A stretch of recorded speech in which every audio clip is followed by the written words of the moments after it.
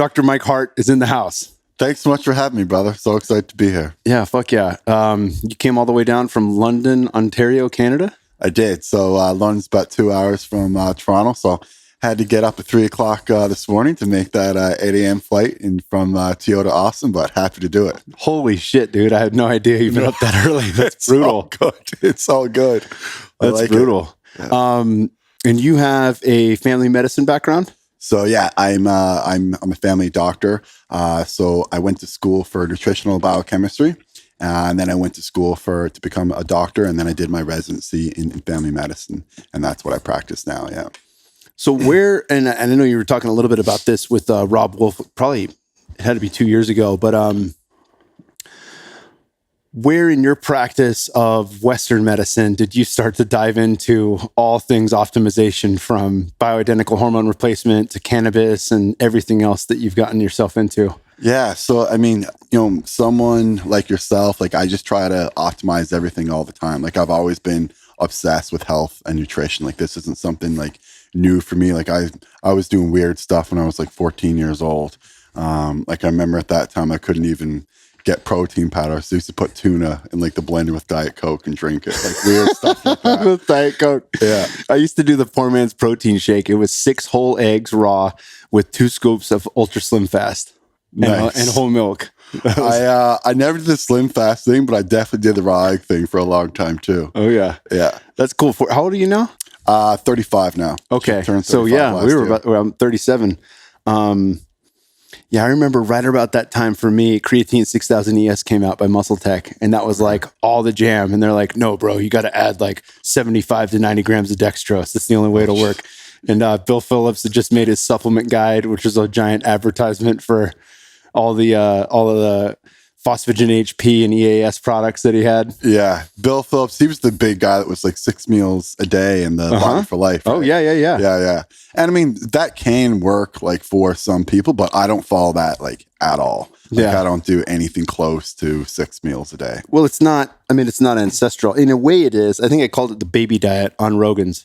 Okay. Right? Like babies eat every 2 hours. Yeah. And they're growing. So if that's your thing and you're cranking hormones through the roof, to be a bodybuilder, then maybe that's right for you. But for most people, that's not the way to lose weight or to be healthy. Yeah. And it's certainly not ancestral. And it's definitely not convenient for someone who's busy. Yeah. You know what I mean? And, I know we talked a little about fasting before. I mean, that's way more convenient, You do a little bit of fasting. What do I have to eat? Nothing. It's not very hard, Yeah, that's true. Well, let's talk about that. Let's dive in, because you're listed as one of the paleo docs. Is that right, on their website? I believe so. Yeah, I have been for a while. Yeah. So you obviously have an ancestral background. You understand benefits of fasting and things like that. I think for a lot of people that want to get into it, who maybe follow Dr. Rhonda Patrick or my buddy, Dr. Peter Attia. I always like to say my buddy before I name drop. But but if they're following a guy like Peter Attia, who works with Zero, which is a fasting app that helps you do intermittent fasting, for a lot of people, it's really fucking hard if you've spent your entire life of 30 plus years eating carbohydrates at every meal. And it can be a real shift for people to extend that window from, say, 16 hours of eating to 8 hours of eating and 16 hours of fasting. How do people inch their way towards that successfully? Well, I think, if you're going to start fasting, like look at how much time you're taking in between meals now, or look at like the longest time you have in between between meals right now. And then just try and extend it by an hour or two each day. Like you don't have to go from like 8 hours to 16 right away. You can just go from 8 to 9 to 10, and then possibly, extend it a little bit further. And if you stop at 14 or 15, like you stop at 14 or 15, maybe you can't do the full 16. So I don't think you should, get too down on yourself if you can't do the full, 16 hours. I think that, as long as you go longer between meals, you'll be doing better. Yeah. If you're used to eating every couple hours, or say you have 3 regular meals and you have snacks in between, and then you start to not have snacks, that's a benefit. If you have dinner a little earlier and have breakfast a little later, that's a benefit. It's not black and white. Yeah. I mean, I don't want to live my life where it's like everything is just so regimented where like I have to eat, 20 grams of protein every 3 hours or whatever it is that Bill Phillips and these guys are kind of recommending. Like I'm just like, let's eat a healthy diet and let's, get something that's I can actually follow, right? Because you want something healthy, but more importantly, you want something you can follow. Because anyone can write down a healthy diet, but can you follow that diet, right? So I think the big thing for when you're trying to initiate like a new diet is, are you going to be able to sustain this? Because if you can sustain it, that's a good diet for you. If you can't sustain it, that's not going to be a good diet for you. Yeah. What else differs for you in your learning from the traditional Western medicine outlook? I mean, and this isn't me poo-pooing, because I had a torn labrum from fighting in my right shoulder, and Western medicine fixed it. Yeah. Like surgery is phenomenal. And there's many, many aspects of Western medicine that are great. Many things can be changed. You know, I was talking with you earlier at On It Gym about my wife's in the second trimester, and the lighting in hospitals is probably the worst fucking thing you could have. We had Matt Maruka on the show going over that, and anybody knows what it's like to spend a day under fluorescent lights that works in a cubicle, and that's me for the most part. That's why I try to work from home now or in Aubrey's office. It's a real issue, and I mean, bright lights can definitely interfere with your circadian rhythm, right? Your circadian rhythm is linked to not only to sleep, but to hunger, to your mood, to your appetite. So all these things are linked to your circadian rhythm. And because of that, you want to make sure that, you're taking in light at the appropriate times. So like for someone like myself, like I do the blue blocking glasses at night, like all the time, because, I don't want, bright LED lights in my face at night before I'm going to bed, because that can interfere with your melatonin production. If you don't have melatonin production going on at night, then, oftentimes you can't sleep very well. So, because of that, I think it's really important to, just be conscious, be aware of the light that you're taking in, and if you're someone who lives, like I'm from Canada and it's winter now, right? So in the morning time, getting a little bit of light in the morning can really give you some energy and can really kind of, give you a little bit of a boost to kind of start your day. Whereas, if you're just starting off in like dark light in the morning, you're not going to get that little bit of a boost. So you definitely want to, just be aware of the light that you're exposed to, and just be aware of how you're responding to that too. Like if you use blue blocking glasses one night and then you sleep better, well, then that, maybe, the light at night is affecting my sleep. So, that's always something to consider. But, if you use them all the time and you don't see any, like that's not fixing your sleep problems, then, maybe your sleep issue is from something else. But, if you use something and it works, and then, you try it without it and it doesn't work, then likely that probably is the issue, and a lot of people have found blue blocking glasses to be effective, and they have done studies on them before. So it's not just, anecdotal evidence from people. Yeah. And it's a very cheap hack. Like we have these amber bulbs that we have throughout the house. We got salt lamps, shit like that. Our LED bulbs overhead, they're still emitting blue light, but they're dimmable. So we can really crank those down. But we still try to stick to the amber bulbs. And then, I had to outfit this stuff around the house because I don't expect my 4-year-old to put blue blocking glasses on, even though he might think they're cool. I don't think there's a huge market for kids' blue blockers. But to what you're saying about getting that morning light in, from Matt Maruka to Dr. Jack Cruz to all these OGs who have worked on photobiomodulation. Is that it? I'm not sure if I'm saying that right, but how we process light and the circadian rhythm impact of that morning sun, it's a critical thing.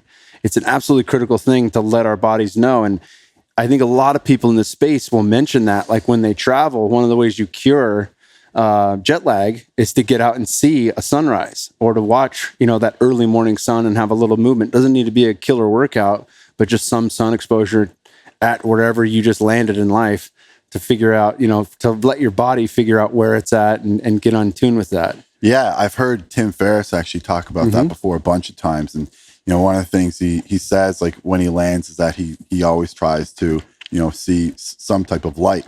And then the other thing that he mentioned, I know you said, it doesn't have to be a huge workout, but sometimes, when you land and you do a little bit of a workout, it can, put you into a better circadian rhythm so that you can sleep better that night wherever you are. Well, we're on the topic of sleep. we were talking in the garage. We just hit, if people are watching the video and wondering why you've been sweating, you're just cooling down now.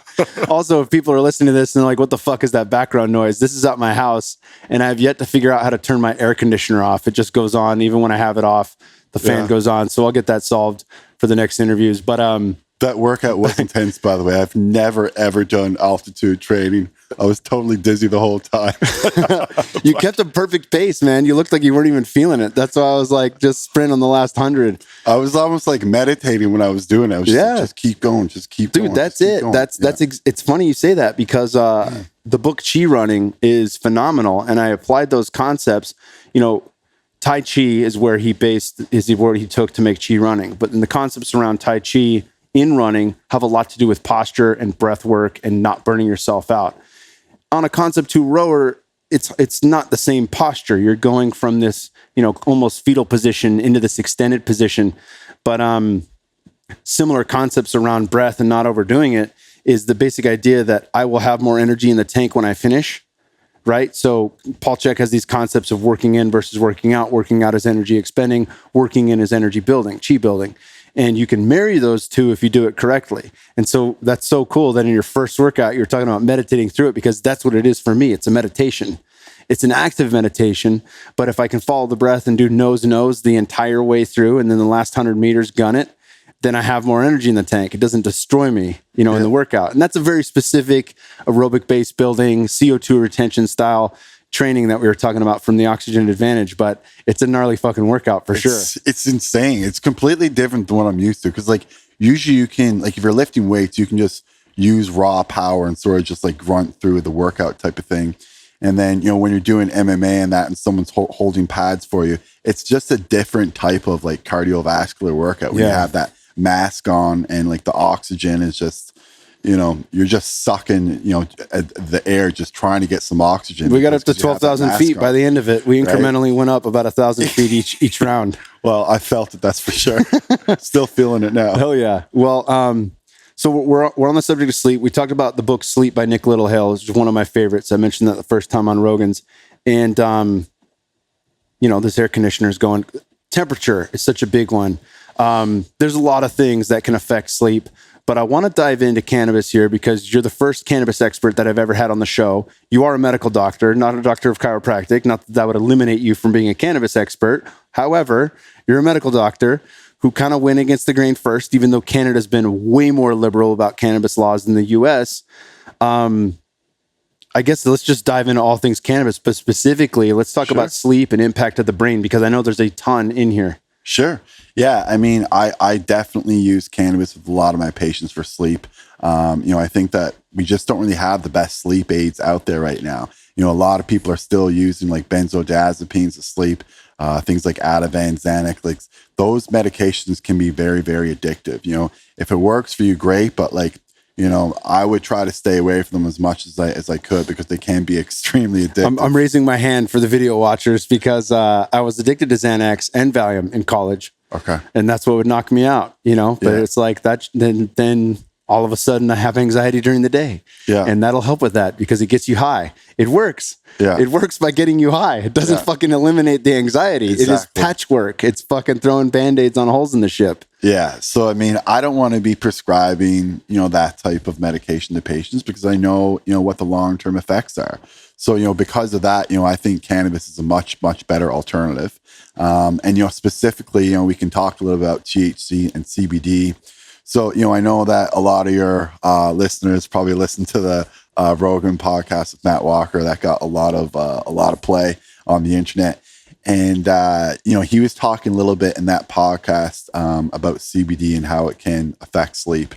And there is some evidence that like having a little bit of CBD can actually stimulate your prefrontal cortex or give you a little bit of energy, right? So, I mean, most of my patients actually use their CBD in the daytime, right? So they find it to be effective for, you know, anxiety. They find it to be effective for pain, for reducing inflammation. And of course, some people use it for seizures. You know, there's a variety of different indications for CBD. But just getting back to sleep, you know, some people may find that a higher dose of CBD oil can in fact put them to sleep. What would that be? Just to clarify, is that in the 100 milligram range, 150 milligram, 300 milligram? So, I mean, I would say anything over 20 milligrams is actually a decent-ish dose. But the thing is, too, you definitely want to, everyone's different. And you also want to look at the terpenes that are within the CBD oil. So like there's a terpene called myrcene, for example, that's very, very sedating. So if you have CBD oil and you have myrcene, that might help you because you have the CBD, which can maybe calm down your anxiety, and you have the myrcene, which is extremely sedating, and then that can just kind of knock you out for some people. Now, for other people, that's just not going to work. This applies not just to vets, but also to civilians as well. But, a lot of veterans, and I do see a lot of veterans in my practice, do have PTSD or post-traumatic stress disorder. And these guys just really, really can't sleep at night. And the best thing for THC for guys who have nightmares for people who have PTSD and have nightmares is THC, because THC can reduce the amount of nightmares that people get and the frequency. So I have a ton of patients who have they were having nightmares like every night, and then they use a little bit of THC, and then all of a sudden like their nightmares literally are like gone. For some people, like it's literally like 100% gone. Other people it might reduce it by 50% or 75%, but like anything is a huge win, for someone who's really suffering with nightmares at night. And what dose, I'm sure it varies because everyone's different, but what would you typically start someone on? Because I have a lot of friends that are veterans and a lot of them have post-traumatic stress. And I've found just from hooking people up, when I was out in Vegas last time, I ended up picking up a bottle of 5 milligram CBN with 5 milligram THC. Nice. And that was the only thing that worked for my friend to sleep. Okay. He said he hadn't slept that well in probably 15 years. Yeah. And I'm happy you actually mentioned CBN. So I tend to mostly talk about THC and CBD because those are the ones that are like commercially available, especially in Canada. There are so many other cannabinoids out there. Like there's over 100 cannabinoids in cannabis. CBD and THC are only two of them. You named CBN. And a lot of people have said that CBN has been really effective for sleep for them. So, if you combine THC with CBN, and as to your friend's point, who obviously, did really, really well with that, you might get a really good night's sleep with that combination. So, it's cool that actually you found that product. That's like something just on the shelf here. Or what? No, that was in Vegas. I think it's called Planet 13 or Planet 49. Okay. It's off the strip. And it's like a 40,000 square foot Apple store for cannabis. It's the coolest fucking place ever. If you're going through Vegas, you got to go in there. They have like 40-inch plasmas that are vertical, and it's all touchscreen. And then you have a bud tender come out with an iPad, and he's like, "What can I help you with, brother?" They have fucking everything. I mean, everything imaginable. But yeah, like to the point of THC in combination with these things, I've found, I look, personal story, and I definitely want to extract as much as I can from you in this hour rather than just personal stories and my own conjecture. But I use cannabis as a crutch through college, through largely a lot of shit that I hadn't dealt with in my childhood, and then through ayahuasca and some of these other things. I feel it stripped my receptors. So when I worked my way back to cannabis with respect and reverence, I couldn't handle a half as much. I couldn't handle a quarter as much. So a little goes a very long way for me with THC now.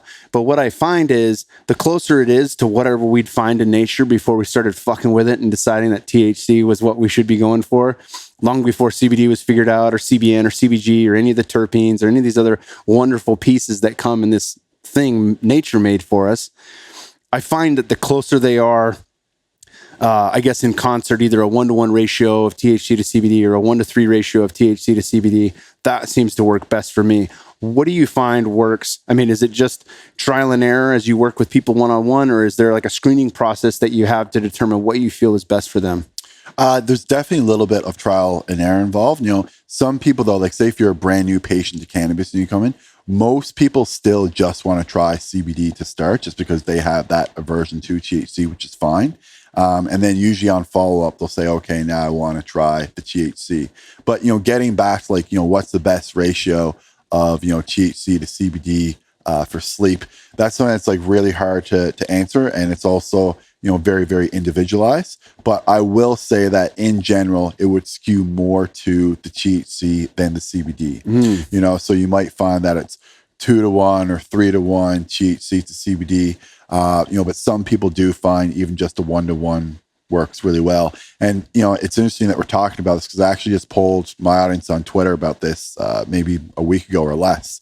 And, it was 1-to-1 was definitely the highest. So a 1-to-1 ratio of THC to CBD. THC only was second. CBD only would have been third. Okay. So, and I think that even though that was, a small sample, I think maybe 1,000 people responded or something like that. I think that that's still fairly accurate. It's 1,000 people. Yes. Just because it ain't a fucking double blind doesn't mean shit. Like that's the other problem we have with Western medicine. It's like, no. Yeah. Look at this. There's some validity here, you know? Yeah, no, you're absolutely right. I mean, I don't wait for a bunch of randomized controlled trials to come out before I want to, try something. If there's enough evidence for it and if it's a pretty safe molecule, whatever I'm looking at, I'm just going to go for it right away. Yeah, very little side effects here. Well, there's a number of things that I want to bring up, but yeah, like to your point, many of us have our backs against the wall with health and the health of the earth as well as the health of ourselves. And so waiting for this shit isn't going to work. You know what I'm saying? Like waiting for doctors to cure your autoimmune disease with, conventional theory is not going to cut it. So if somebody like Michaela Peterson tries carnivore and all of a sudden she feels great, like it fucking works. You don't need the science to back it up, like simple as that. Right. But, let's talk about the benefits of THC because, I forget, man, there was a couple of great documentaries that came out on Netflix, the Union and then the Culture High. Okay. And, in the Culture High, they talked about, and this was years ago, but they talked about a study, one of the first studies being done by Japanese scientists at University of California, San Francisco on THC specifically for beta amyloid plaque and tau proteins in the brain. Yes. Yeah. So, if you look at the pathophysiology of Alzheimer's and, Alzheimer's is a horrible disease because it doesn't just affect the person, it affects everyone around them, right? Because the caretaking involved with that is really, really difficult. So, anything you can do to maybe, reduce that or delay that is absolutely welcomed by anyone. And THC specifically has been shown to inhibit the formation of beta amyloid plaque. So that would be the hallmark kind of pathophysiology of Alzheimer's disease. And that's exactly what THC does, is it inhibits the beta amyloid plaques from actually aggregating together. So, I do believe that, using a little bit of THC every day may in fact be a very effective treatment for Alzheimer's disease in the long run based upon that research. Yeah, and you were talking about, I think with Jay Ferrugia, a retroactive study they had done on NFL players with THC to TBI. Can you break that down? Sure. Yeah, there's actually one incredible study on that. So what they did is, I don't know how many people were in the study, but they looked at the mortality rates of people who were using cannabis versus people who were not using cannabis that had sustained a TBI. And this is a PubMed study. We can even link it to the podcast if you guys want it after. And what it showed was that if you had THC in your system, your risk of death was 1/5 compared to the people who didn't have THC in their system. And I mean, that is a crazy statistic. It's something that, should be replicated more often in studies. And it's something that should be implemented because we know that, traumatic brain injuries, I know you had, Dan Carcilla here on recently, who I've just kind of become friends with. And, we know that traumatic brain injuries can cause a ton of damage to someone, particularly for their mental health, for their overall cognition. It causes physical symptoms as well. So, anything you can do to potentially stave off any type of, symptoms from someone who has a TBI, is going to be welcomed by that person. So, I think, in my opinion, it's really just an underutilized treatment. And again, we're talking about like death. We're not even talking about like quality of life in this study, so it's something that we need to look into more and we need to implement it more. Yeah, no doubt about it. What else do you think THC helps with? I mean, I watched Weedikit. I forget the name of the guy. Krishna's his first name, I think. It was one of his. Yeah, it was one of his first episodes, and I had heard you. I'm not sure if it was with Rob or with Jay, but you were talking about the benefits of THC with cancer. And I know Rogan's brought up a couple of studies that were done with fasting and THC, and then with fasting or with THC in conjunction with chemo. But in this, it was called Stoned Kids. I think it was one of the first 4 episodes of season 1 on Weedikit. Okay. And it was in Oregon, where they followed all these families who were basically giving their kids really high dose THC from Rick Simpson oil, who were going through some of the gnarliest forms of childhood cancer, and they were staving off cancer. Yeah. Like, no doubt about it. And they were stoned and happy. You know, they weren't just vegetables on the couch. Like, they were outside playing. They were being kids, but they were being kids, and their quality of life had improved significantly in a way that what their parents hadn't seen since the diagnosis. Yeah. So, I see a lot of kids actually in my practice, and, we can chat about kids and we can chat about cancer as well. So, with cancer, there is, evidence in animal models that, THC and CBD can be effective. There's also a lot of case studies showing that THC and CBD can be effective. And I've posted studies about, someone with a lung cancer, lung carcinoma, used CBD, and, their tumor shrank. Again, it's just a case study. But again, like, these things do happen, and, I talked about a little bit on Rogan before. Like, you do have to be careful though somewhat, because like breast cancer, for example. So if you are HER2 positive, which is a certain form of breast cancer, it has been shown that THC can be helpful. But say if you you have a cancer that doesn't express a breast cancer that doesn't express any THC receptors, it has been shown that THC may actually worsen it. So you do have to be a little bit careful, so you want to make sure that how THC and CBD affect your specific cancer, and you don't want to just say, like, cannabis cures cancer in like a general kind of like term. We want to say that, in this particular type of cancer, this type of ratio of THC to CBD would be best based upon these types of studies and based upon what we've seen. That'd be the best approach to it, instead of just, encompassing cancer as like one thing. Yeah, that's like saying the ketogenic diet cures cancer. It's like, no, but there's some very specific forms of cancer that it really does help with. Yeah. Things like that, right? Yeah. Yeah, I get that. Well, let's talk pain, because Sure. Pain for me, I grew up playing football. I fought for 8 years professionally. And in fighting, I would take 8 ibuprofen a day. I'd take 4 before each practice. And it was something that I just did routinely. And then as I started getting into all things optimization, starting with diet through How to Eat, Move, and Be Healthy by Paul Chek, and then many other books, I realized like how much damage this is actually causing my gut. And started switching to CBD. Thankfully, I was in California, so we had a lot of these things available ahead of time to the rest of the country. But CBD fixed it. I didn't need ibuprofen anymore. My inflammation was coming down. And of course, that was in concert with cleaning up my diet and putting better things in me, fixing my sleep, that kind of stuff. But speak to that a bit, because it doesn't appear, even with the awareness of the opiate epidemic, it doesn't appear that that's going to shift overnight. Yeah, I totally agree. And again, some of it just comes down to, the pain medications that we have available. And, they're not that great. Like right now we have, NSAIDs. So, you just talked a little bit about Advil.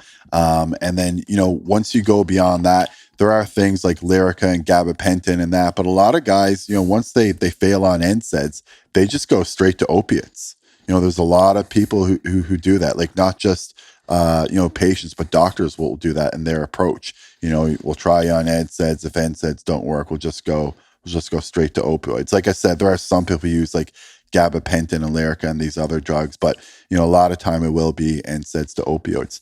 And, to your point, so, what are you doing when you're taking an NSAID? You're like ibuprofen, you're taking something that's supposed to decrease inflammation. So we know that CBD can also decrease inflammation. And, your story, even though it's, it's very, very compelling, it's definitely not unique in the fact that like there's been a lot of other people who have also used a ton of ibuprofen, Advil, all these other types of NSAIDs, and then have been able to come off of them successfully just by using CBD oil. And of course, if you have, a poor diet, poor lifestyle, all that type of stuff, you definitely want to work on that first. But, if you're working on the lifestyle part and then you're also introduce CBD, then it's, it only makes logical sense that you're probably going to be able to eliminate the Advil or the ibuprofen that you're taking. And then, just to chat a little bit about the opiates, it's definitely very, very scary, because the thing is, there has been a little bit of a reduction in doctors prescribing opiates over the past few years in the US, thankfully.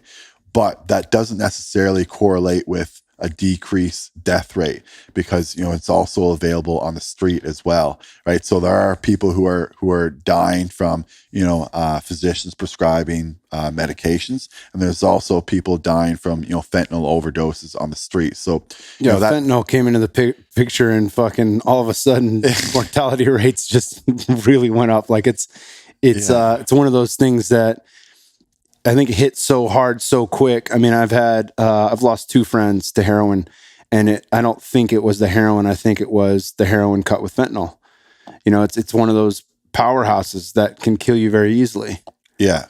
It's something that you really want to be careful with, because, you should never get anything off the street anyway, and even with regards to like supplements and things like that, like it's always best when they're third party tested, and that's sort of the standard that I hold to myself if I'm going to take something. And that's the standard that I think everyone should hold to themselves as well, is that, if you're going to take something, make sure that it's third party tested. And that way, that whatever is within the bottle is actually what's in the bottle, because, lots of supplement companies, they can put things in there that are really, really bad for you.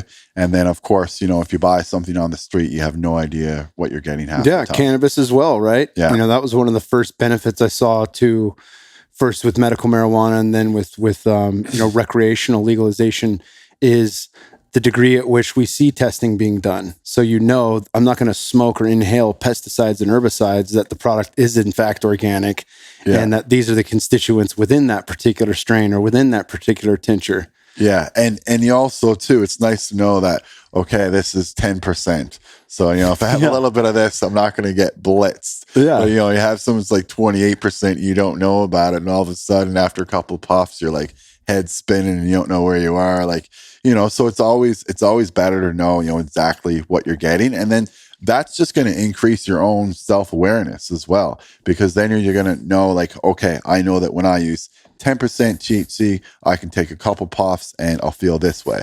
I know if I use 5% THC, I can take a couple puffs and I'll feel this way.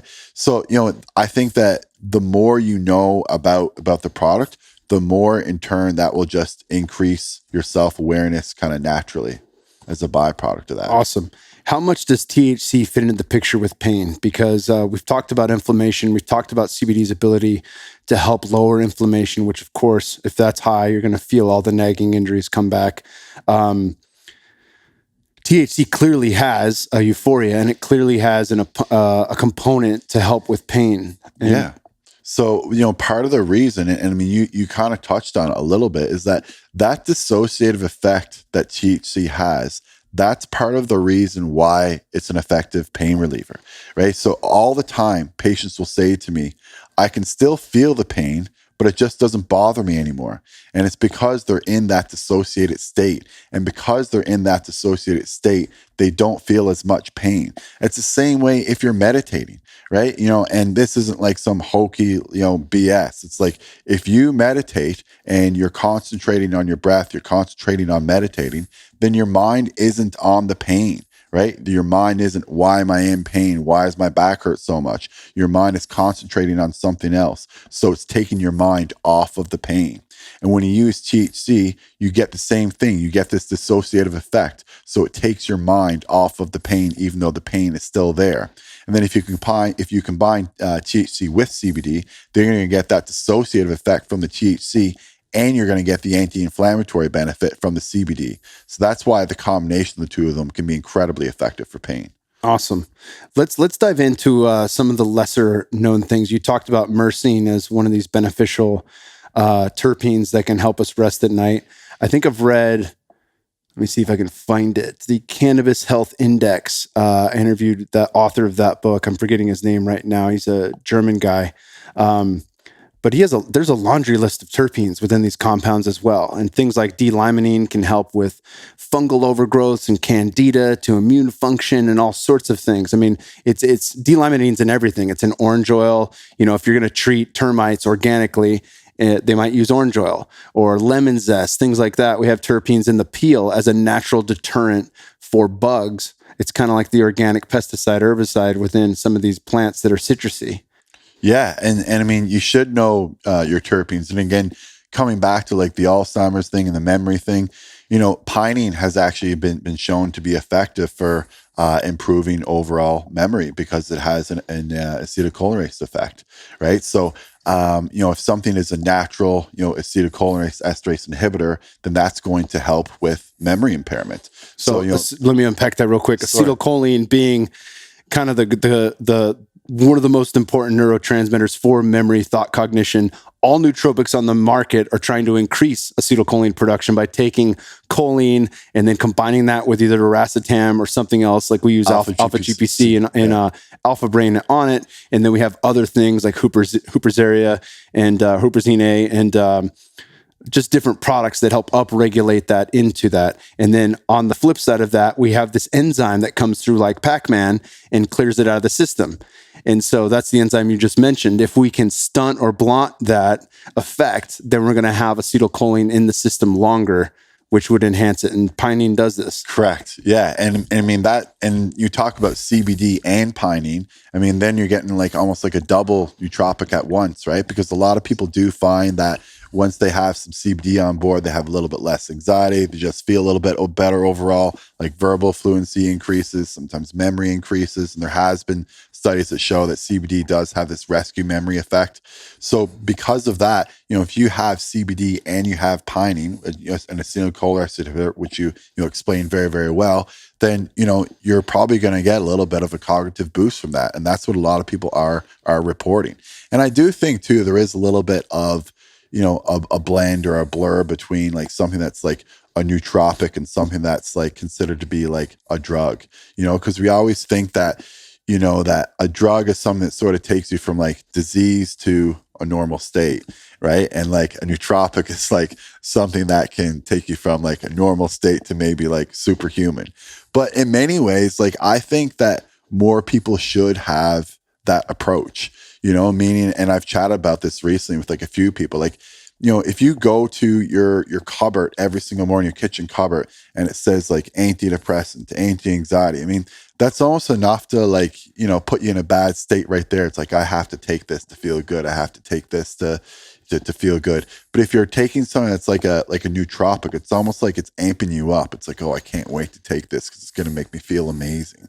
So, you know, I think that more people, you know, who are depressed and anxious kind of should sort of not necessarily change, you know, what they're taking, but change their approach and their thinking. Because I mean, going to your cupboard every day, seeing something as like an antidepressant can't be that motivating, you know, compared to like going to your cupboard and you open up a bottle of creatine or whatever it is to say like, you know, I'm going to take this now, I'm going to lift 5 more pounds of weight, you know. And I think that's the kind of like mindset that like, you know, we should be encouraging more in medicine and just more in like in modern society. And it's fine that we're talking about, you know, mental health and we're talking about suicide and all these things all the time, but you know, talking about it sometimes almost just like gives people like that option.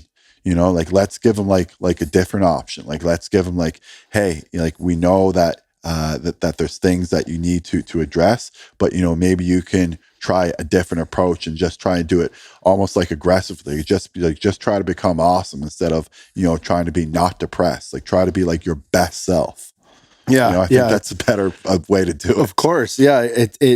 It really speaks to the language that we use in our own story of ourself. And I think neuro-linguistic programming addresses this very well. NLP, you can look it up, just Google it. But excuse me, I'm working with a lady named Micra Hamilton, who works at Aperion on South Congress. And she does a lot of brain optimization. But that's one of the things she says is that we don't fix anyone. And we don't work with anyone who needs to be fixed. We work with people to optimize them. We work with people who want to be better and who already know that they're not broken. We're just going to take you to levels that you've not reached before. Yeah, and it's a different way to think about it, right? Yeah, it's a way better approach, because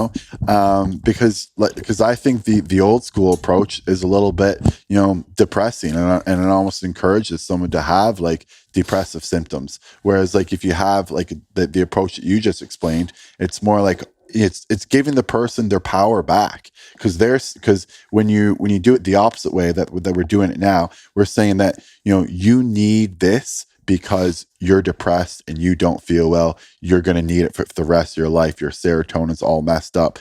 Like that's not something that's very encouraging to hear, and then, that's probably being told to them all the time.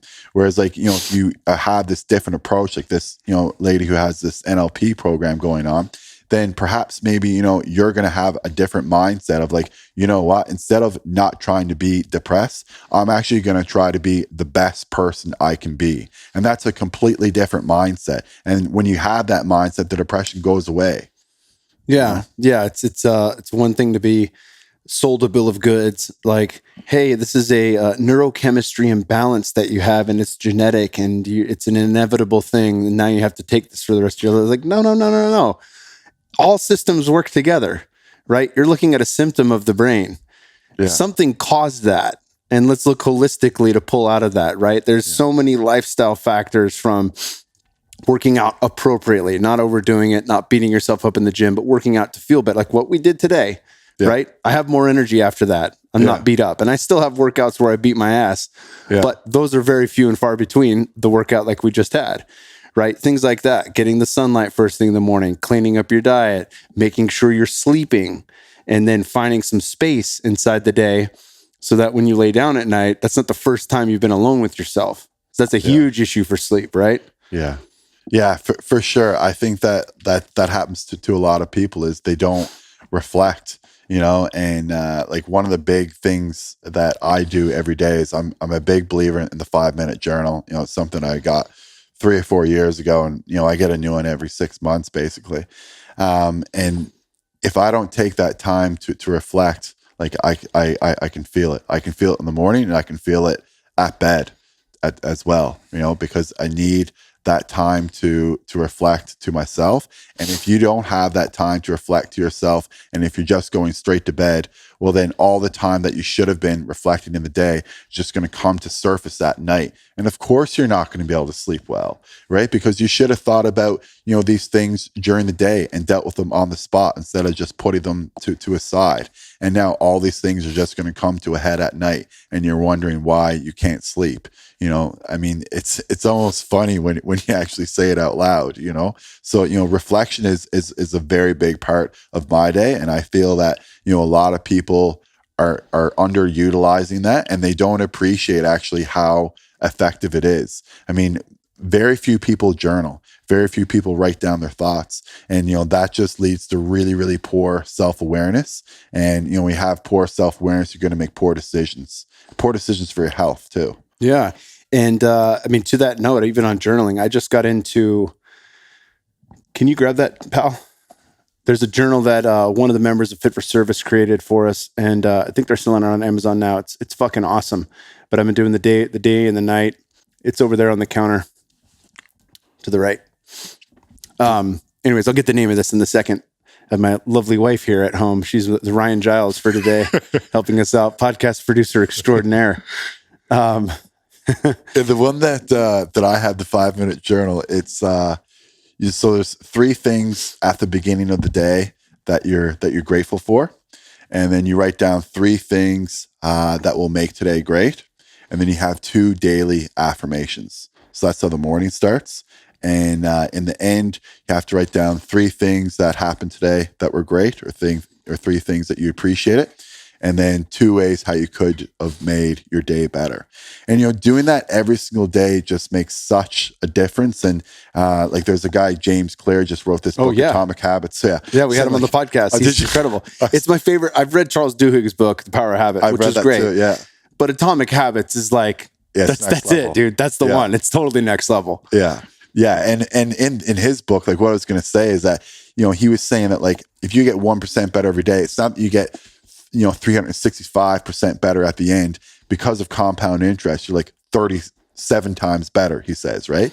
So, you know, if you're doing this journaling every single day, I mean, how much more grateful are you going to be after a year or after 2 years? Even after a week, you're like, I mean, your thoughts are going to change. Now, I'm going to, you know, I was just going to say your life is going to change, but your thoughts are your life, right? So if your thoughts are going to change, your life is going to change, right? And very few people, you know, take the time to journal and to practice gratitude. But, you know, when you do that, it absolutely works. And it's been shown in numerous studies as well. So, you know, that's just a simple hack that I think that everyone should incorporate. Yeah, it's incredible. This is I've done 5-minute journal before, but this is called the Legendary Day Life. And they have a morning journal and an evening journal. And I'll just run through what it is. You start with what you're thankful for. I am thankful for.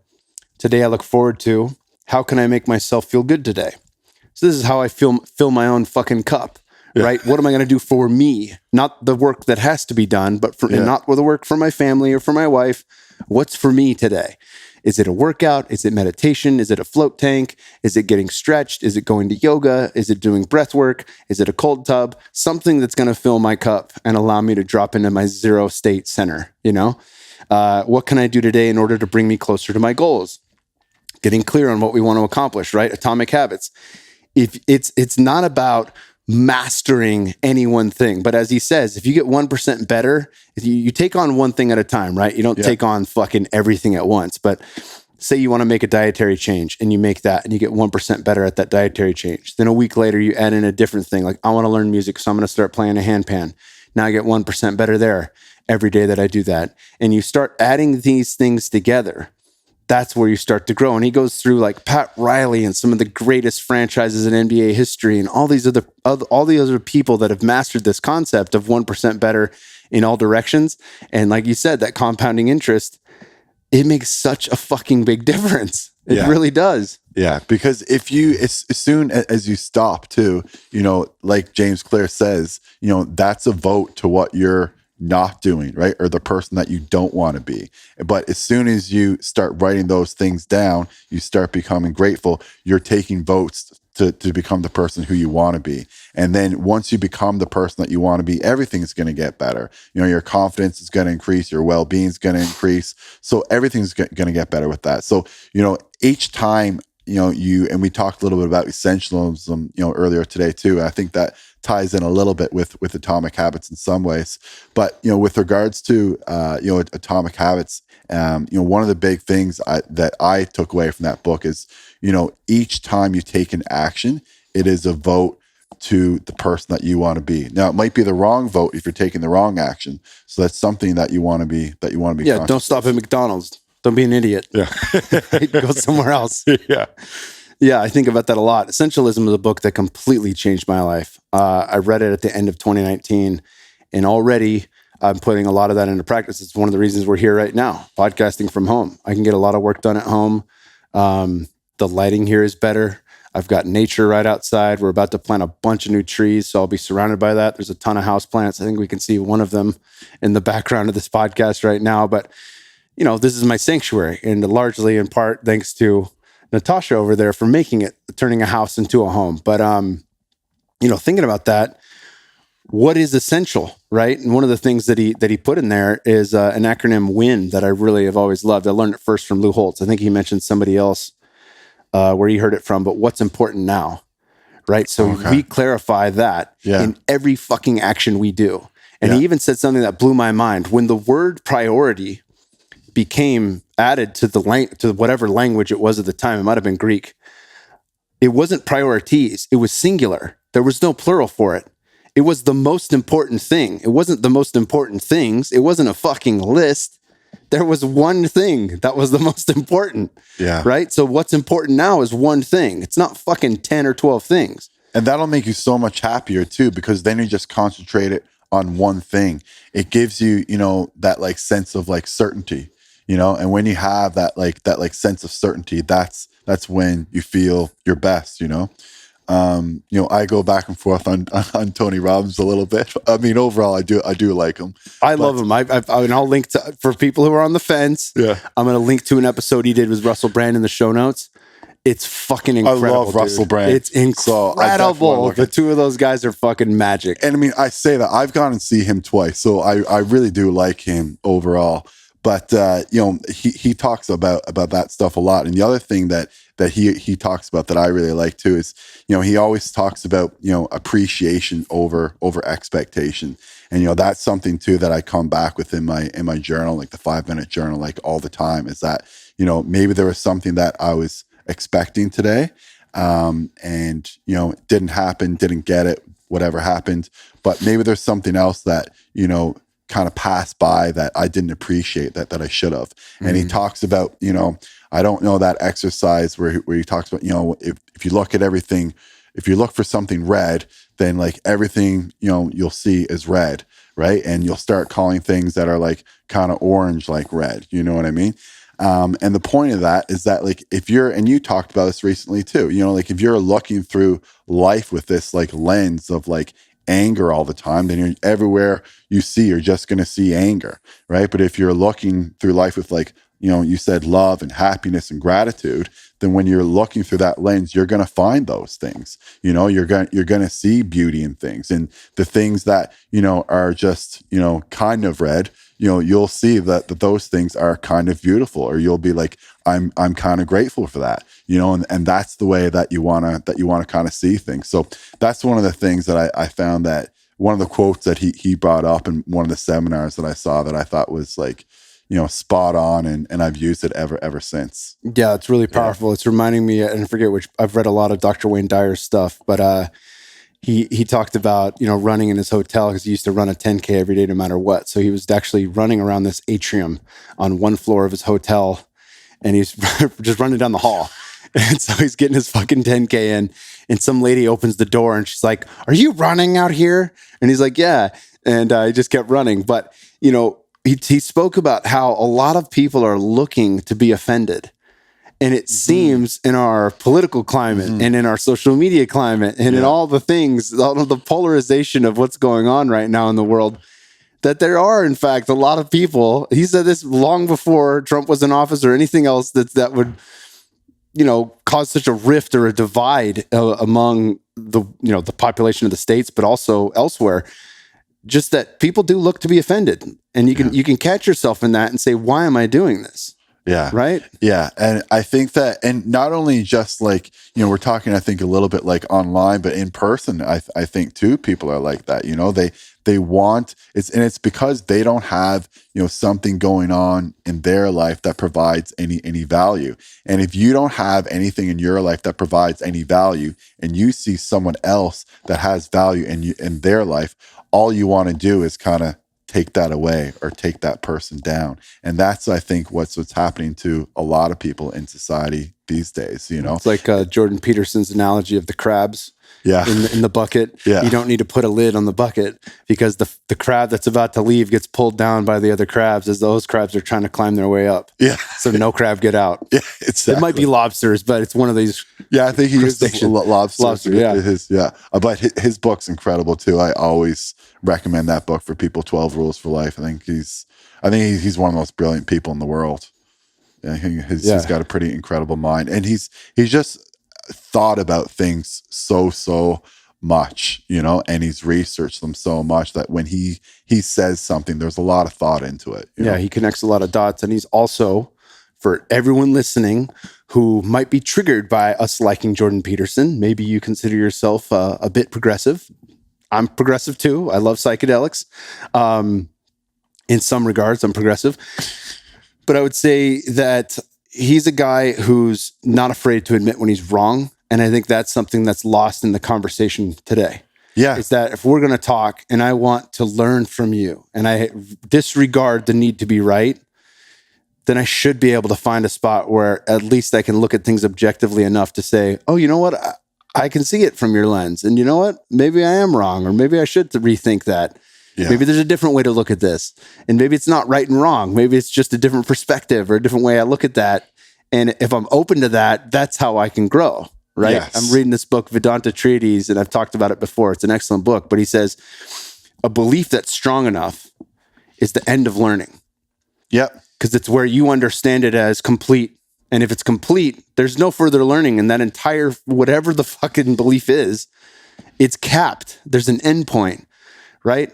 And there is no end point, whether that's God, whether that's anything you want to fill in on the blank, whether that's science. All of it's unfolding. All of it's relearning. All of it's saying, hey, guess what? Saturated fat's not bad for you. Guess what? Cholesterol's not bad for you. You know what I'm saying? Like everything is being relearned and reimagined in different ways, and it's all unfolding. Yeah, and like the where you gotta like catch yourself there is like you're looking for the truth. You're not looking to be right. And that's how a lot of people come across, and that's how a lot of people get blindsided, and why they don't learn anything more is because they get dogged down into like one type of thinking. And because they have this one type of thinking, they're not willing to learn anything else. And because they're not willing to learn anything else, they're not going for the truth. They just want to be right. Like they don't even, like if we were having some type of disagreement right now, like some people, even though they know that they're wrong, they'll still continue to argue their point just because they want to win the argument. They'd rather win the argument than actually get the truth, right? But in the end, you know, the truth is what's going to set you free, as corny as it sounds, but it's absolutely true. So, you know, you don't want to be right. You want to find the truth, right? So you want to find the truth before you want to be right. And I think that a lot of people are not doing that in society these days. And that's why they're not learning new information. And that's why they're stuck in their old ways, because they're unwilling to learn anything new. Fuck, I love it, brother. Well, where can people find you online?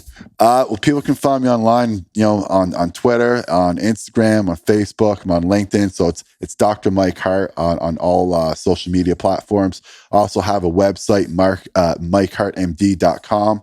And just as we were talking about earlier, I am going to be launching a podcast sometime in 2020, hopefully in the next 2 or 3 months. So you'll be able to get, you know, some more great content there, hopefully. Fuck yeah, brother. What's the name of the podcast going to be?